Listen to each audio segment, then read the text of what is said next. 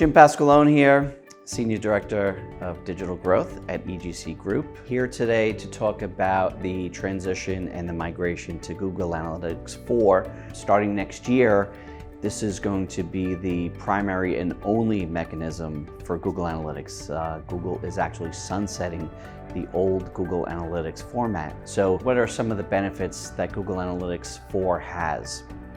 Privacy concerns that individuals had and businesses have, Google is allowing us to sort of solve them, not only in the now, but predicting in the future some of the laws and regulations that might occur. One of the interesting and really sort of cool things is predictive modeling, really creating audiences based upon what Google predicts are your most likely to convert audiences.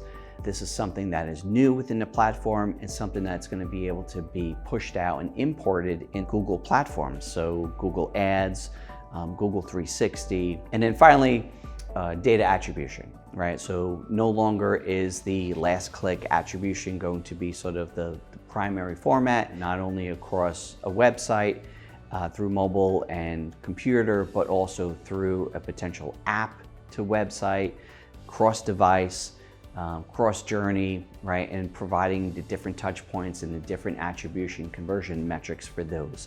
I hope this was informative to you guys.